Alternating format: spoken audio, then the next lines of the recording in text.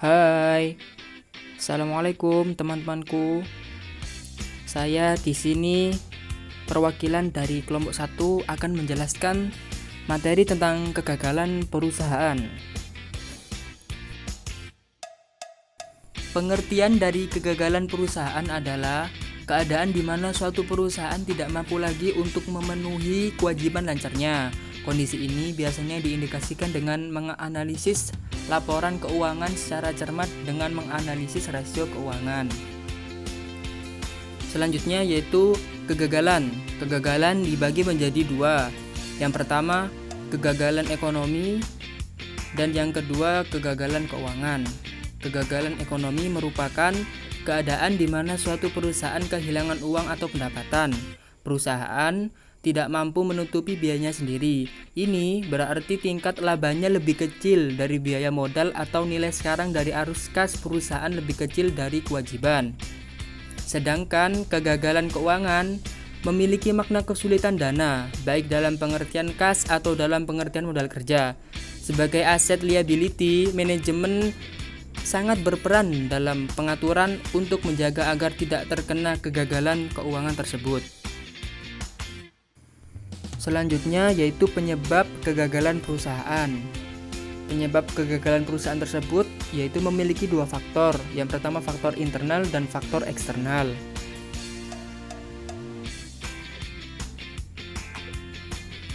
Faktor internal yang pertama yaitu manajemen yang tidak efisien. Yang kedua, ketidakseimbangan dalam modal yang dimiliki. Dan yang ketiga adalah adanya kekurangan yang dilakukan oleh pihak manajemen tersebut. Dan faktor-faktor eksternalnya adalah yang pertama, perubahan keinginan dari pelanggan. Yang kedua, kesulitan bahan baku. Yang ketiga, hubungan yang buruk dengan kreditor.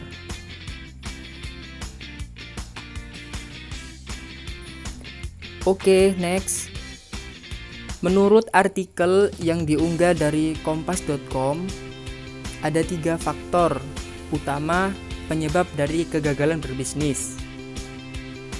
Yang pertama yaitu tidak ada perencanaan. Kita harus menentukan visi, misi, dan tujuan bisnis yang akan dibuat agar tercapainya keberhasilan dalam mendapatkan profit. Yang kedua yaitu tidak melakukan riset pasar. Kita harus mengetahui dan mempersiapkan segala sesuatunya untuk dapat meraih keberhasilan bisnis. Yang ketiga yaitu pemasaran yang lemah. Kita harus mengetahui bagaimana cara untuk memasarkan produk tersebut.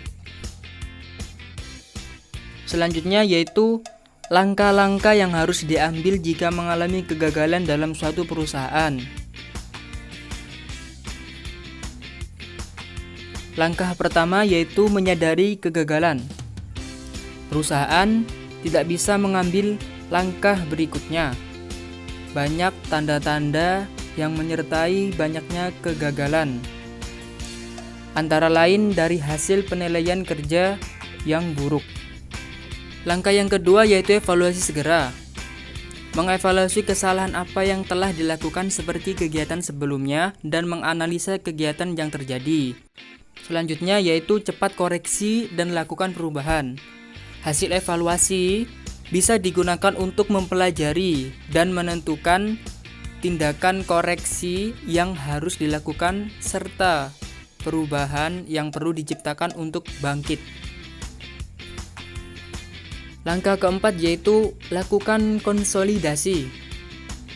Melakukan konsolidasi yang diperlukan untuk menggalang dukungan, mengumpulkan sumber daya yang diperlukan serta menyusun strategi sukses. Langkah kelima yaitu buat rencana baru yang lebih efektif. Perencanaan yang lebih matang bisa dilakukan. Dalam hal ini, jangan lupa mengantisipasi setiap kendala, kesalahan, atau kegagalan yang mungkin dialami. Langkah terakhir yaitu cepat bertindak. Perencanaan tanpa implementasi tidak ada nilai tambahannya. Jadi setelah semua disusun dengan baik, langkah selanjutnya melaksanakan sesuai rencana. Yang terakhir yaitu upaya tentang mengatasi kesulitan keuangan dalam perusahaan.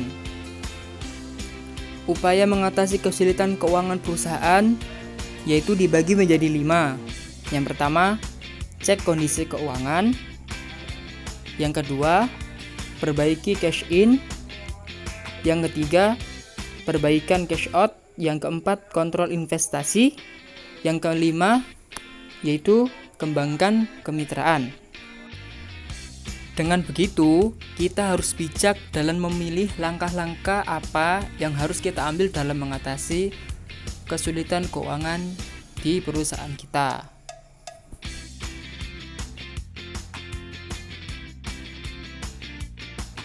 Berikut adalah nama-nama dari kelompok 1 yang menyusun video ini yang bertema kegagalan perusahaan.